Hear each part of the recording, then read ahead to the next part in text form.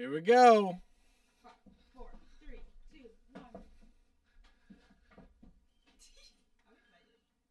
And we're live. Howdy, everyone. My name's Will. I'm the owner and chief text at Chisos Boots, and this is Katie Doring, our second in command.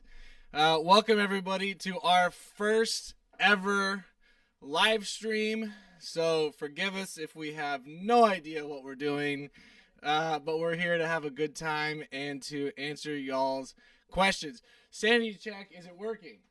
I think so, yeah. Can you see us? I can see us. Is anybody in it? I don't know. All right, we've got a few. It's awesome to have y'all here,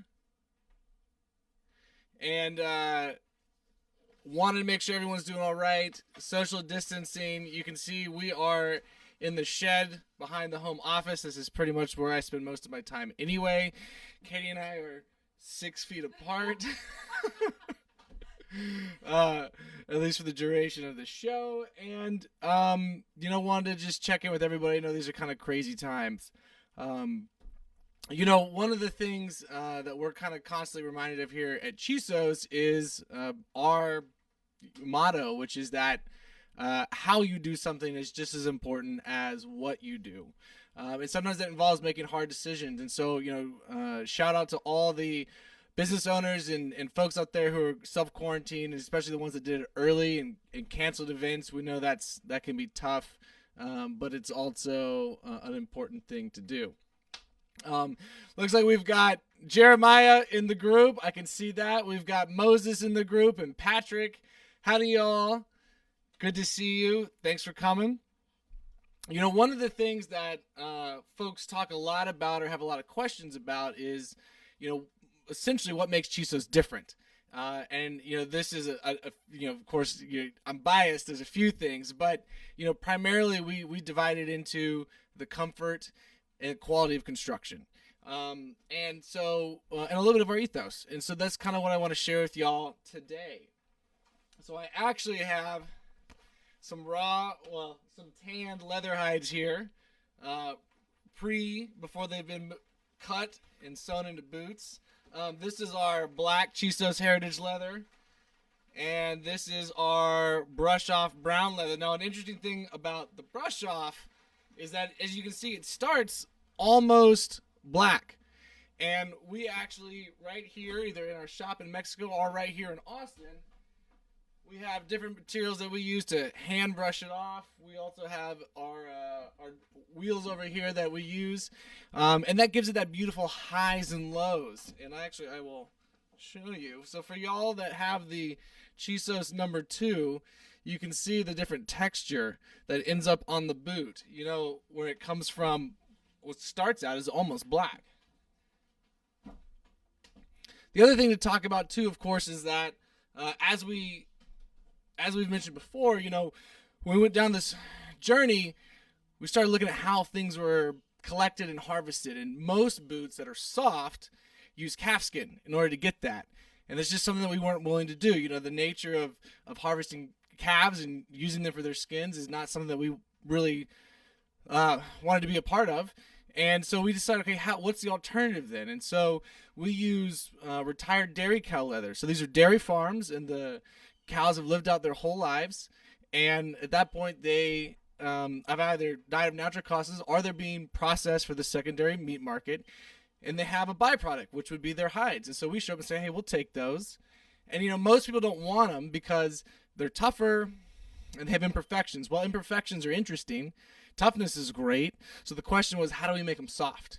And so we have this process where we take them after we've tanned them, we simulate walking in them essentially. And so this process beats up the leather and softens it. And so that when we go and we take it and we make the boots and you get them, they're already either, if you get the black heritage, they're pretty much 100% broken in already. And the brown ones are probably about 75-80% of the way there. It's a little bit of a tougher leather. But it's something we're really proud of. And we think it's pretty unique. The other thing, of course, is our insole. So this is what you're going to see inside every Chisos boot. It comes built in. So, the origin for needing to or having an interest in making the boots more comfortable was the fact that I had a couple of back injuries, and so for me it was really solving my own problem, which was okay when I wear my cowboy boots every day, they hurt, and so we said, how do we solve that? Well, thank you for the sneaker industry that we've got 50 years of technology here in terms of what polymers will go in and help dissipate your impact and absorb different items so that the boot takes the beating and not you. But one of the things, we're not the first one to try and put an insole in a boot, but we didn't really like the way other people had done it. Either you had a boot that was manufactured on a machine overseas and felt like a sneaker, and it wasn't really a handmade cowboy boot, or you had handmade boots that just didn't quite get it right. If you looked inside, they just felt cheap. And so we figured out how to actually take our premium leather, which we lined the whole boot with, and adhere it to the insole. So when you look into your boot, this is what you see. It still has those natural antimicrobial properties, which, in this day and age is pretty, all of a sudden more important than it used to be. And it feels like a traditional cowboy boot. It's still made like a traditional cowboy boot, and we'll get into that in a second. And yet it's got an extreme high level of comfort to it, and so we're pretty proud of it. It's pretty exceptional. I mean, there's, as far as I'm aware, there's no other cowboy boot in the market that's anything close to this. If you're valuing the comfort in a handmade high-end product. Awesome. How did Jeff? Okay, Katie, who have you got in the group back here? Who do you see? Hi, Mom. She says, hi, Mom. Josh is in. Chris is in. We have Tommy who got his boots today. He's going to exchange them out, but that's fun. Tommy and Chris. 25 people in right now. Is growing, so looking good. Excellent. All right. Well, we've got a group here. This is fantastic. We also have got Chris Cormier in the room here, y'all. He is the one who actually handmade all of our boot jacks. If you haven't seen these yet, this is our handmade in Texas Chisos boot jack with a red stripe there, of course. Chris Cormier is in the room right now. He's the one who actually made those. Very excited by having him here. Howdy, Chris. So speaking of making things, here's something that I also want to talk about is how the construction of the boot is made. So this is a typical insole that a factory-made cowboy boot uses. Now this is from a lady's boot. There's a couple of things you can see here. So one, this is this little blue on top is what they call comfort when they say they've got comfort. Then you have your veg tanned leather. That's technically the insole that you can see there, very thin. And then they've got some sort of a shank on it. And this one I think is a synthetic shank. And then we have the welt, or the canvas ribbing actually that you would sew the welt to here. So this is how most factory-made, quote, handmade boots are produced. These are made off-site. They're not made at the factory that's making those boots. And there's a pretty key, point of weakness here. Now this was developed in about the 50s. Factories were looking to optimize how do we make things quicker and cheaper, not necessarily better. And as you can see here, this canvas provides a pretty easy spot. That's a weakness right there. It's also an additional seam that's unnecessary and lets in moisture and water. So what's the alternative? Well, the alternative is the way they used to be made, which is a hand channel welt. So this right here is our leather insole from the ladies' boot. It's twice as thick as the veg tan leather that's being used on the factory-made boot, and it's pretty much as thick as their quote padding and the leather combined. Instead of a canvas ribbing that we've added, we actually go in here and you can see we hand channel into the leather and peel it back. That's what we then sew the welt to. That's not going to tear. There's no way that's going to tear. What that's creating then is a stronger construction. And so what's interesting about this is that we've taken the last 50 years of innovation, and then we've actually gone back in time and looked at the way it was done before. 95% of boots out there are going to be using this method right here. They're made in big factories with 600-700 employees trying to churn them through. Chisos has made a little workshop. There's about 20 guys. And this allows us to focus on the quality and the craftsmanship. And so we're pretty proud of that. And actually, something this is one of the fun things that we do here. You see Kay's already getting excited. I actually have taken a Sawzall and have cut open most of the boots that are, at least most of the manufacturers that are out there on the market today. You know, we go around, and I'll go to Goodwill or I'll go to garage sales, and we'll figure it out, and we'll buy used boots and cut them open and see what's inside. And, one of the things that was interesting is, and I started doing this when I went down the journey of boot making to see what other people were doing. You start to see where people are cutting corners. You know, this is the rear of the boot is the heel counter of a boot right here, this portion. And it's traditionally made with very, very strong leather. It's actually the same leather they put on the sole, the outsole. And the reason for this is that this is the structural focal point of the cowboy boot. This is why you can get them resold. You know, this lasts, your welt lasts, and you're able to replace the parts that are designed to wear out. A key thing to note here, though, is that you can't replace the heel counter. So if that fails, you've got to replace the entire boot. You basically have to throw it away. Well, one of the things that I saw that people are starting to do is they're using plastics in their heel counters. Yes, I said plastics. And when you put stress on a plastic over time, what does it do? It cracks. And if it cracks and it's the heel counter, you then have to throw it out. So let me show you what I'm talking about. So this is a boot that's on the market today. I'll hide the manufacturer's name there to be polite. But let me show you something here. Let's see if we can get this. This is the heel counter on the boot. Now this person advertises that they have, or this boot manufacturer says they have a full leather heel counter. Well, this is the piece of flimsy leather that they put in their heel counters. And this, it's plastic. It bends, it cracks, it breaks. And if you try and use that for any amount of time, it's not going to hold up. Now, let me show you. This is a Chisos. This is a Chisos that I actually ran over with my truck in our testing process. And that is the leather heel counter right there. So you can see, you have got the outside leather, you've got this, what we use, Solastic here for additional shape and hold, and then you've got that full leather on the interior. Now, that's the same stuff that's on the outside. That's never going to break. This is why you can wear your boots for 40, 50 years. At least you should be able to. Is because of things like that leather heel counter. A couple other things to point out while we're in there is, we're using all cross-stitching. We've got a full high-end leather lining on the inside for comfort. And then, of course, look at that insole. Now, just to show you here, we'll do these side by side. Look at the thickness. So this one has got, and actually this is what they use for comfort. It's a piece of leather that sits right on top, itty bitty. And look at that tan right there. That is their insole and their cushioning combined, their leather veg tan insole. And there's ours. This is our veg tan insole. It's twice as thick as their entire arrangement. And then look at the black above it. That's our cushion. The difference is right there. You can see it for yourself.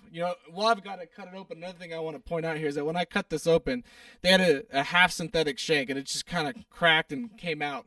That's the part here that holds the arch of the boot together.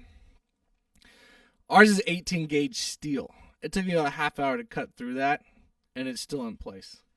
So when it comes to construction, we've cut no corners. We've actually gone and made it harder on ourselves in order to make a better quality boot. My goal with these is basically I want to be able to buy a pair of boots and I never want to have to replace it. I want to be able to resole it, of course, but I want that thing to last and I want to be able to give it to my kids one day. And I think that other people should be able to do that too. A lot of manufacturers want you to have to keep buying things, so they design them to fail. It's planned obsolescence, right? They want it to fail, so you have to come back and buy again. Well, we're a small business, and we decide we don't want to do that, and we can resist doing that because we don't need to make $100 million like some of these guys. We just need to sell a couple of boots and stay in business. We have a question from Matt Sanders in the story Yes. behind the red stripe. We've got a question from Matt Sanders. He says, what's the story behind the red stripe? It's a great question, Matt. The stripe is the only logo that you might see, if you want to call it that, the only identifier on the boots. We have our logo gets stamped on the sole, but of course as soon as you wear it, that wears out. On the heel cap, where most people put their logos, we put Texas, and there's nothing else. One thing I've seen people starting to put their logos here, which I don't like at all. But I wanted people who wear Chisos to be able to identify each other. There's something unique about someone who's willing to invest in a product that's going to last. They're not into fast fashion, which is a thing these days, disposable fashion. They want something that's going to last, and they also care about how it's made. And so, when you're walking down the street and you see somebody else with that red stripe, you guys have something in common automatically. And the idea behind it is a combination of one of my godparents and my sister.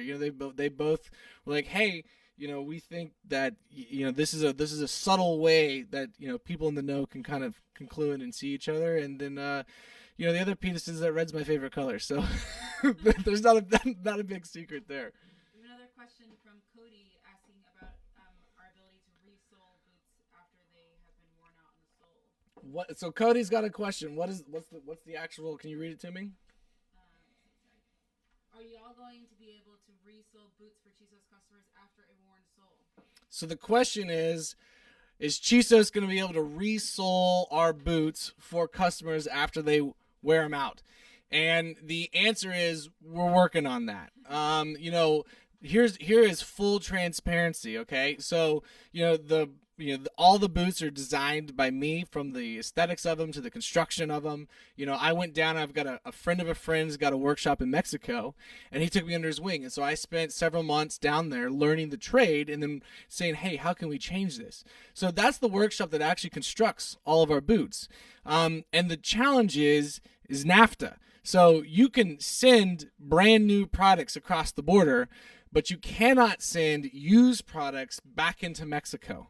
And so that's been something that we're trying to overcome. And so part of that is setting up the facilities here where we can do it. The big obstacle at this point is actually just the available man hours. So for us to try and stop and handle that isn't feasible at the moment, but we're working on training up a local here. And what we'll do is we'll have the original types of insoles that we'll bring those in, the heel counters, the comfort insoles, the whole 9 yards that we use in the original boots, and we'll have them here in Austin. And so eventually we want to be able to offer that where, you can send them in, we'll take care of them and send them back. So great question. Craig Flowers just logged in. Hello to him. Howdy, Craig Flowers. We've got Craig Flowers, Colonel Craig Flowers in the house is what I hear. Welcome to Craig and the Flowers family. Craig is a esteemed radio host here in Austin and motivational speaker. Motivates me every day. Two questions. One from Craig says, will you do a boot party for 10 or less during this crazy time? We've got some questions here. Craig asked, will we do a boot party for 10 or less? Well, Craig, the question is, do you guys have like 10 iPhones and we can all do this remote? I'm sure we can figure something out. And then Jeff says, what inspires your design, Will, when designing the boots? So let me dive into boot care. We'll come back to, we'll do an ongoing Q&A, but let me dive in. We've got some questions that we're sending ahead of time that I want to make sure we get to around boot care and how do you take care of the boots. So one of the things that I'd like to point out, and let me find this here. Here's the. boot kit, which is in the works, y'all. This is a little top secret right here. One of the things that is a standard is this is a horsehair brush, and they come in different sizes. And here's the size that I prefer. And there's a lot that can be said about just brushing off your boots. So if you want to clean them, the first thing you always do is you brush them off. You want to try and get some of that dirt and grime off. It's just an easy brushing motion. And a lot of times that's going to return them with a pretty good shine. There's one of the things about leather and Chisos boots to remember is that it's a natural material, and so just like your skin can dry out, so can the boots. And so one of the things that you need to be aware of is that the more chemicals and synthetic things that you put onto it, the more you risk actually damaging the boot. So we are working on our own conditioner, specially formulated for Chisos. But in the meantime, while that is on the way, I can recommend Bic 4. So this is pretty standard in the industry. It's going to be a conditioner only, and if you wear your boots hard, I'm a believer that less is more. So if you wear them hard, I think 6 to 8 weeks is going to be enough. And the application process is pretty straightforward. Brush them off always first, and then use an applicator pad or just just an old shop rag that's clean. And the idea is that you want to put a healthy amount, and you'll be moisturizing them and cleaning them at the same time. At that point, I would let them sit. I let them dry for like 12 hours, overnight, before you do anything else to them, before you even brush them off again. You don't want to over condition either. That's another thing to worry about, right? If you over condition, you risk taking some of the color out. You risk producing wrinkles and kind of making the leather sag. If you don't condition, you risk it drying out. Now, I've seen boots, and I honestly I have a pair that I neglected for years. And then they still clean up pretty nice. That's the thing. Your boots are tough. Chisos boots are tough as nails. Again, that's another advantage of not using calfskin, but using dairy cow leather is that, those cowhides are really, really tough. And, honestly, you could go a long time without ever treating them. But, if I'd say every 8 weeks if you wear them hard, and if you don't wear them hard, every 4 months, a couple times a year is gonna take care of it. And then again, the horsehair brush. This is the core. Even if you don't use conditioner, I would get a horsehair brush. And for those that want even more shine, then you're gonna move into the polish categories. But be careful. Anytime you introduce something that has a silicone in it, you risk drying out the boots and damaging them in long term. So to recap, Bic number 4 conditioner. A couple times a year. Really, you don't need much more than that. Feel free to brush them anytime you want. That's solid right there. And we also had a question actually out of Canada on waterproofing and or just wearing your boots, pretty hard out in the backcountry. And leather is a natural water repellent. It already has a lot of that built in. Your conditioner, again, actually is a water repellent as well. Anytime you have an oil in something, it's of course going to help repel the water. I would be careful of total submersion of your boots. The boot construction here doesn't involve seams. And so, you can certainly, take splashing through some water. You can certainly take walking in the rain. But I wouldn't let them sit in water. And, of course, when they're done, I let them dry out. So a couple of things of note here is don't ever use a hairdryer. Don't ever use any heat to dry your boots out. That can shrink the leather and dry it out and damage it. If they've gotten wet or you've worn them out in the rain, I let them sit for at least a day, a whole day. And then, again, hit that horsehair brush. You'll hear me say that nonstop. In terms of if you want to actually try and go the next step and waterproof them, don't use those silicone sprays that you get at the drugstore or the grocery store. I would use something like a mink oil. This is, again, oil is generally good for the boots. You put a light covering on it. That's all you need. You can look this up, mink oil, and then let it sit.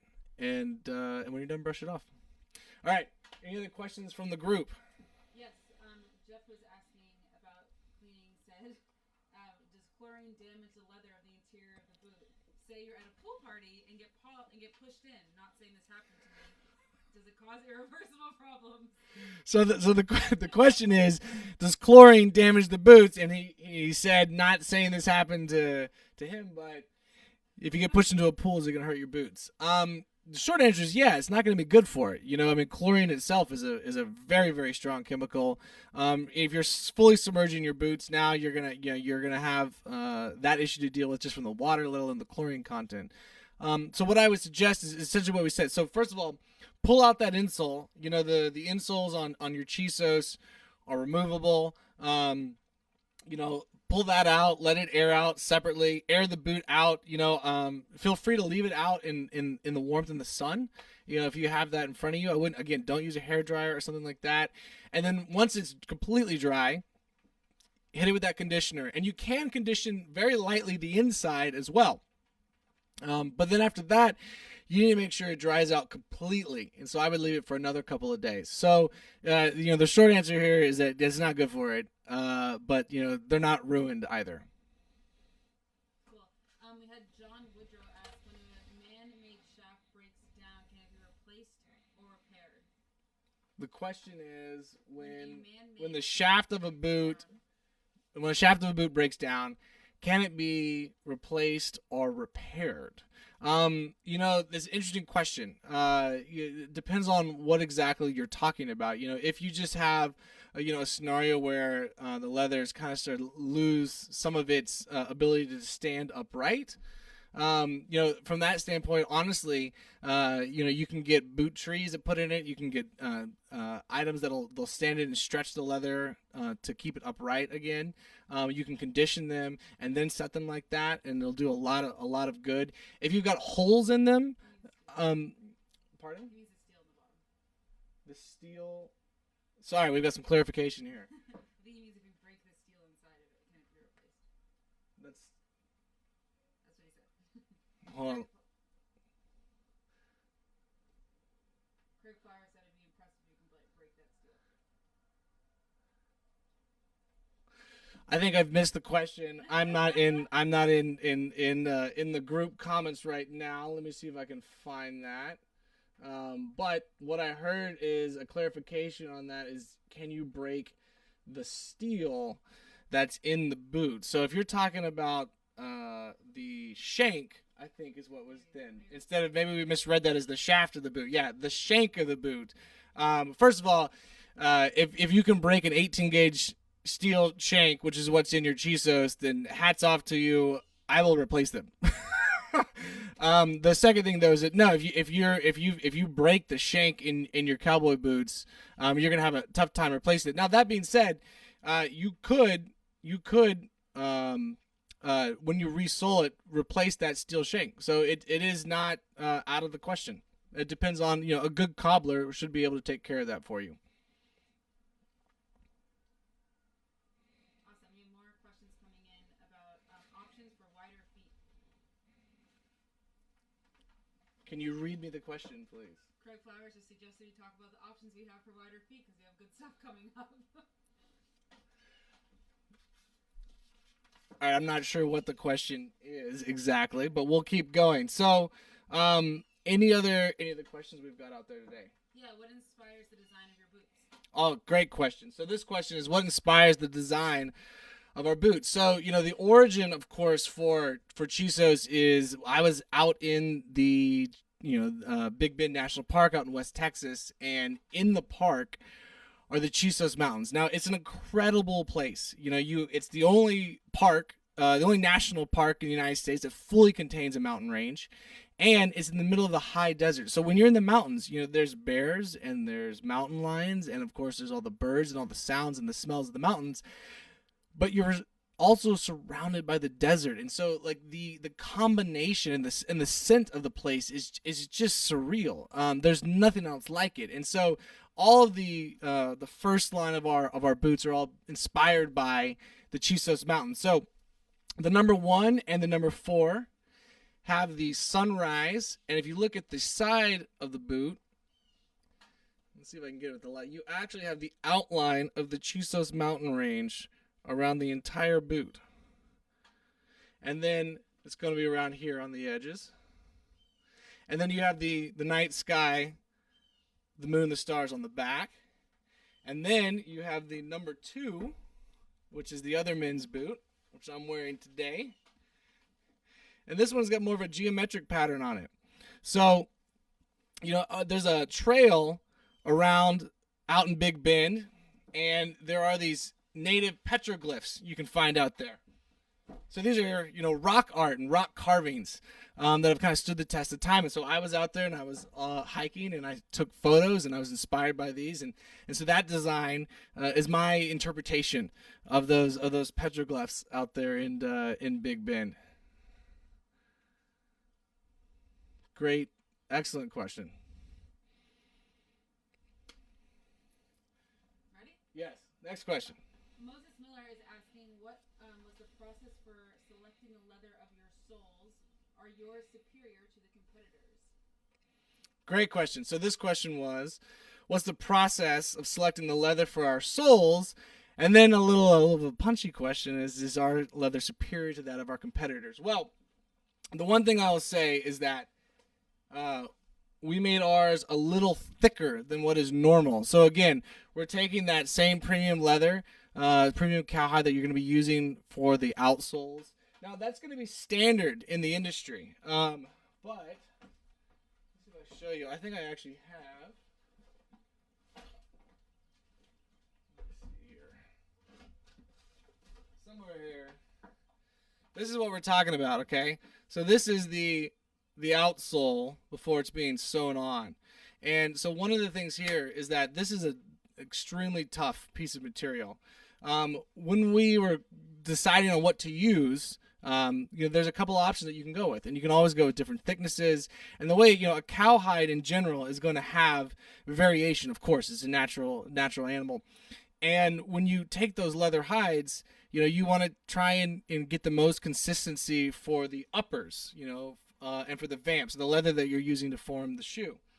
The harder, tougher spots then are used for your outsoles, and this is for good reason, right? This is what's going to take the most of the abuse.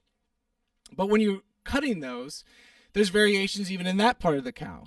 And so what most manufacturers will do is they'll just use it all.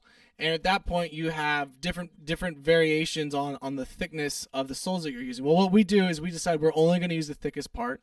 That increases the cost to us because we're not using 100% of that leather for that purpose. Now we are saving that leather. We've got some other products we're working on coming down the line where we reuse that leather. We're very big on the sustainable aspect. But for the outsoles, we're ensuring that you're only getting the strongest. And if you look at some of our competitors out there, we're thicker. And so the outsole is going to weigh a little more, which is another, honestly, that's your trade-off, is that you get a couple more ounces in weight, but at the same time you get something that's going to last you a lot longer. Great question.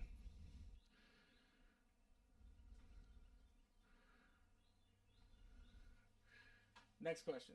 Jeremiah is asking, why did you use cork in your boots? Interesting question. So, question is, why did we use cork in our boots? So what that is referring to,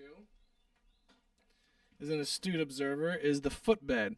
So here you have the outsole, here you have our insole, the actual veg-tanned insole, and there's a space in between there, and that's the footbed. And so a traditional made cowboy boot has cork in there. That's part of what they put in for the cushion and for the comfort. So over time, as you wear the boot, the leather begins to shape to your toes and your feet. So does the cork, and so that provides a small amount of cushion for the impact, and then it starts to make them more comfortable. One of the things to note on this is that as the leather, and our comfort insoles do this as well, as they start to mold to your feet, it reduces the amount of strain on your feet because your body is trying to balance, thousands of times a second. And so all those minute adjustments add up. And so if you're sitting on a flat surface, you have to do more of them than if you're sitting on a surface that is shaped to the needs of your feet. So that's what part of what Cork was originally designed to solve. And so when we were making the boots, one of the decisions I made is that I want you to be able to take out our comfort insole and to wear the boots normally. And so you can do that. So if you take out our insole, it essentially takes the entire boot up an entire size. So if you buy a 10 Chisos and you take the removable insole out, it becomes an 11. Now, I have no idea why someone would want to do that, to be honest, but we wanted to include that just in case. And then the other part of that is that I didn't want to cut any corners. So even if it doesn't add any additional comfort, there's a chance that it does. And so I didn't want to cut any corners. I wanted to go full bore as much as possible. I've been able to jump over here and swing through, and I saw there was a question about what happens if you scuff the boots. Or if you damage them. And so that's a great question. So one, scuffs are totally fine. I mean, I think there's half of this question is the perspective of what you're buying here. Cowboy boots are meant to be worn, right? They're meant to be beat up. They're meant to be worn hard. They don't want to stay in the boardroom or in the office. They want to get out, right? And so, part of that is you're going to develop this patina over time from the stains and the oils and the dirts. You're also going to get different scuffs. And to me, those are the story of your boots and of you. They're this history of that. The second half of the answer, though, is okay, what's proper care? And, when you're conditioning your boots a couple times a year, that's going to help with those scuffs. If you have a hard one, then there are actually balms you can get that will the oil base that will seep into the leather, loosen it up, and then allow you to polish those. And when you do that, they kind of the fibers are able to spread and to fill in that space a little bit, so you can reduce those scuffs. Your local cobbler should be able to help you with that. But I encourage you to, as much as possible, to leave them. To let them be. Like I say, I'm flying through these comments here, and it's super encouraging to hear what you guys are reading. Nick Wade jumps in. He says the number 1 is the most comfortable boot I've ever worn, and he just ordered the number 2. Thank you, sir, for that. We appreciate that. Nick Wade is an incredible author, so we're super proud to have our boots on Nick. And thank you for that. You can go to the website and pull up the product pages and look at the reviews. Honestly, we kind of talk about this, that we couldn't make this stuff up if we wanted to. I mean, the things y'all are writing are incredible. So we appreciate it. It's highly motivating. Got a question here from Michelle. This is my sister. Howdy, Michelle. And I think Angie's in here too, and Josh, and probably Andrew. Those are all my siblings. Michelle asked, my son is scared to wear his boots on the ranch because he's afraid he will ruin them. How tough and cleanable are they? They're extremely tough. I wear my boots hiking in Big Bend. I wear them on the ranch. When we were testing, I ran them over with my truck. I've burned them, I've submerged them, we've beat the living hell out of them, and they take it, and they should take it. That's the way a boot is supposed to be worn. You can tell them about the shank. That's 18 gauge steel that's inside there, full leather heel counters, cowhide uppers, and vamps. It's gonna last. And again, my philosophy on this is that these aren't dress shoes. I certainly wear my tux with my number 1s, but the boots are still designed to go out, and you should take them out and beat them up. Then if you want to condition them and clean them up, they can do that too as well. So again, that horsehair brush and just a good old fashioned rag is going to be most of what you need. We'll have a question here about toe bugs. Is the toe bug design on the boot unique to Chisos, and does it have a meaning behind it? He's a big fan of toe bugs. All right, we've got a question from Cody about the toe bug. He's asking, what's the story about the design? Is there any meaning behind it? And for those of y'all out in the audience, let me get this. This is what he's talking about. So this design right here on a cowboy boot is called the toe bug. And the classic design is a flower, and there are different variations on that folks have come up with.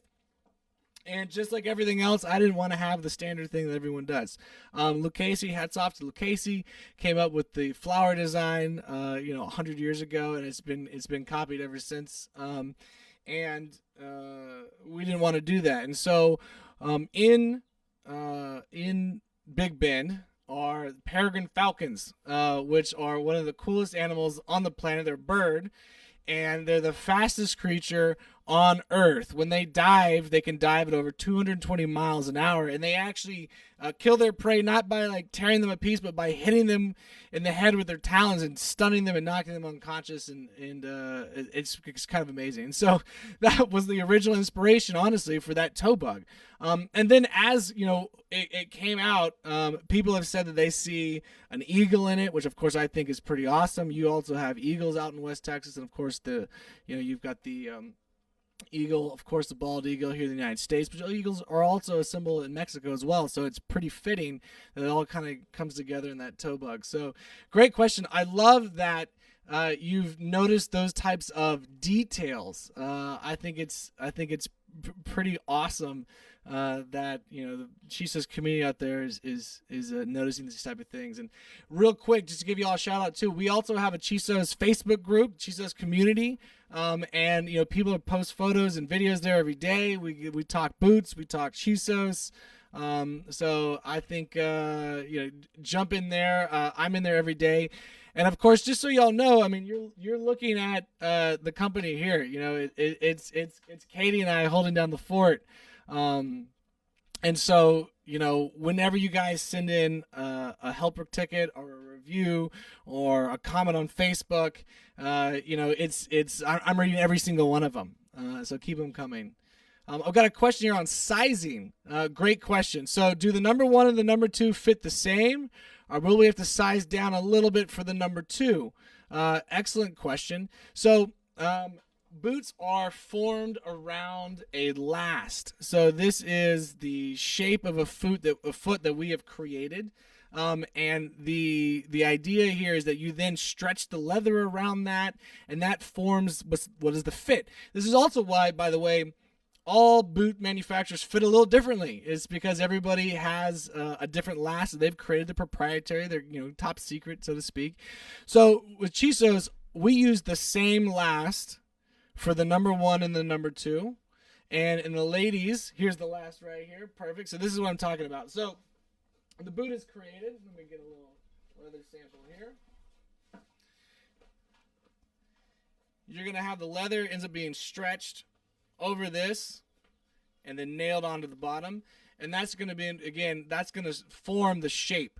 So we use the same shape, and we've actually got them both here, but we use the same shape for the number 1s and the number 2s up to about this point. You can see that little hash mark on there, actually. And that's where they diverge. So the toe shape is different. So the number 1 is going to have the round toe shape, and the number 2 is going to have the square toe shape. And but the fit's the same. So I wear the exact same in the number 1, the number 2, and you should as well. Now the number 2 has a little bit extra space in the toe area. So if your toes are super wide, you might find that it fits a little bit better than the round toe, but the fit of the boot is going to be identical. We got a question. He said, are there pointed toes, and I guess he does not familiar with the number 2, square toes in the future. So he's asking his pointed toes in the future. So the question is, are there pointed toes and square toes in the future for Chisos? So number 1, or actually number 2, is we have a more refined square toe that we offer now. So we, when I looked at boots, there's the traditional round toe. There's also the big square toe, which is got double welt stitching. It's big and fat and wide, and it's certainly a unique look. It's not one that we have at the moment, and it's not on.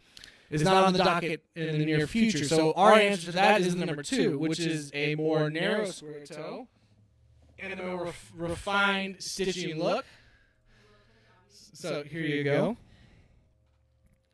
And there you can take a look right there. The next part, though, is that do we have pointy toes in the future? So the ladies have a pointy toe. That's the number 4, and it has been often requested. It has been often requested.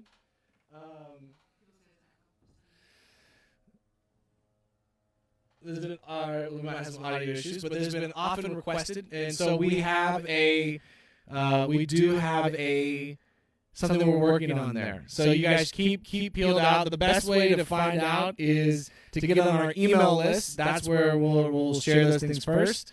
But yeah, we are working on something. Sounds like we've got an echo.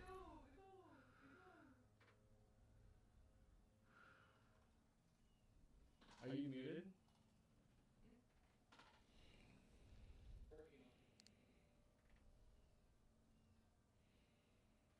We're pausing for a second to see if we can get this echo figured out.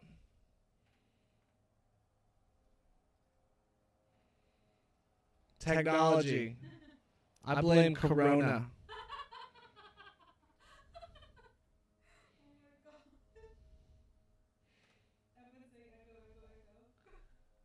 Let's try this.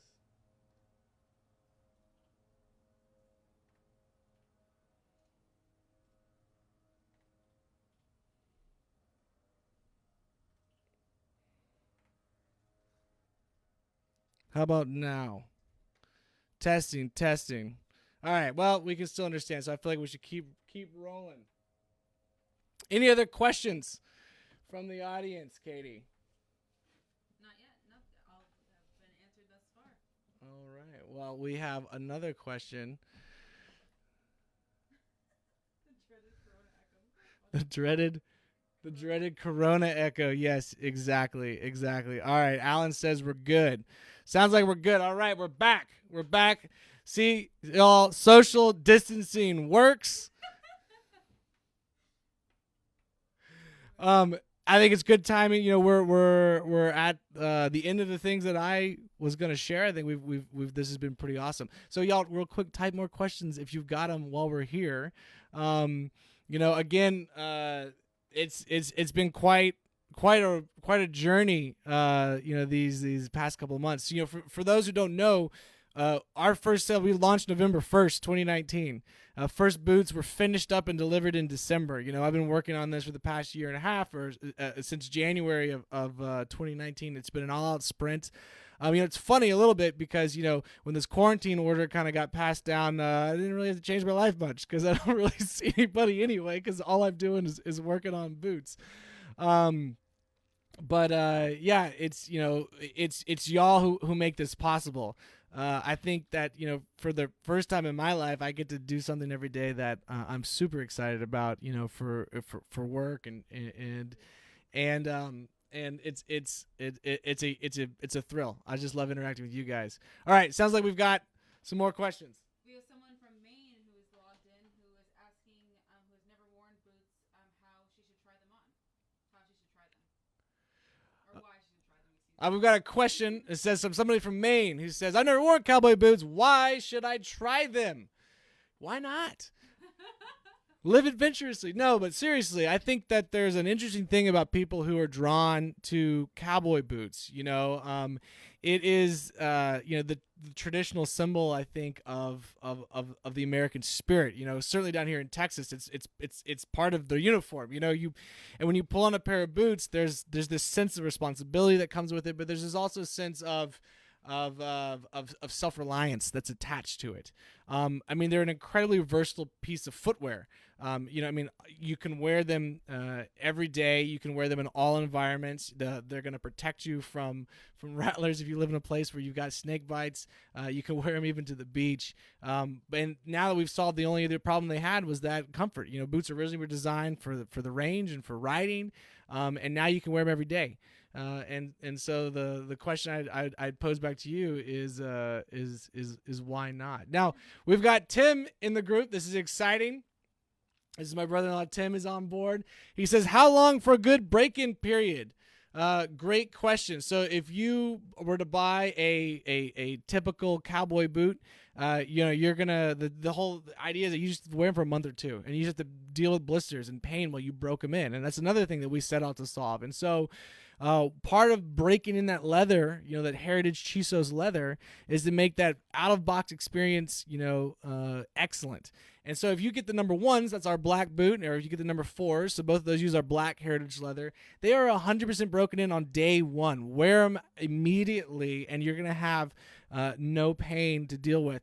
With the number twos and the number threes, that's our brown brush off leather. It's tougher, and we don't break it in quite as much. They're about 80% of the way there. You wear them for 3-4 hours for basically an afternoon, they're done. Craig is chiming in here saying that there's no break in period. He promises. And that's what we're hearing. I'm trying to be 100% transparent and be like, yeah, well, they'll stretch a little bit after the first day of wearing them. But, essentially that's another piece that we wanted to solve. Good question, Tim. Another couple of questions here. I think I'm going to answer these. Well, this one says demographics. Who are your customers? Are they younger? Are they more mature? Why can't, maybe they're both. Or is it all walks of life? This is an interesting question. So, when we set out to do this, I anticipated that, we were gonna try and that we were gonna have a challenge overcoming the typical, stereotypes of people who wear boots, but it hasn't been true at all.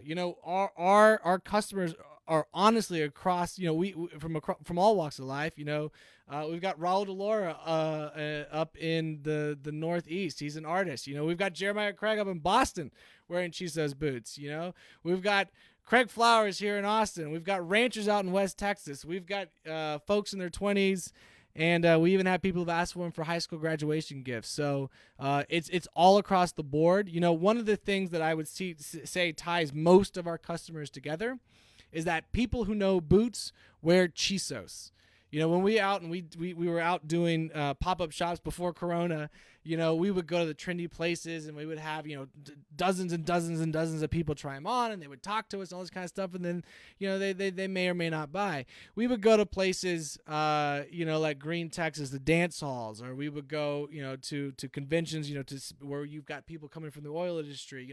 These are folks who wear a lot of boots, and again, our artists, honestly, I've been so surprised at the number of artists and musicians that wear cowboy boots. And so people that wear boots all the time, they try on a piece of pair of Chisos, and they just go, damn, I want those. And that's the sale. We don't have to. There is no sales. It really feels more just like introducing people to Chisos than anything else.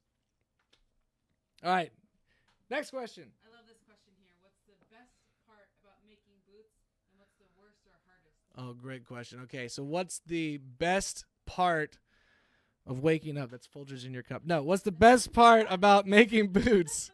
And what's the worst or the hardest part? Man, okay, so the best part of boots, honestly, I know this is going to sound cliche, but is interacting with y'all. This is fun.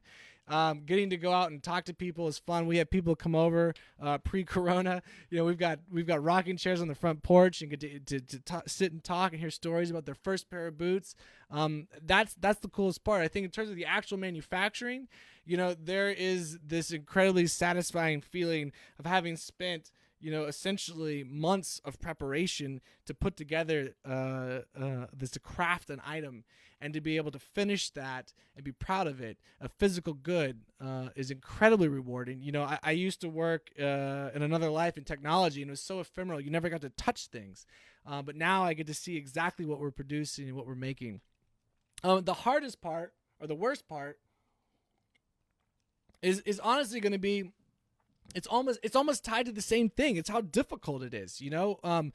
If it rains, it affects the way our tanning process, because we have to do most of this outdoors. It's all the humidity makes a difference.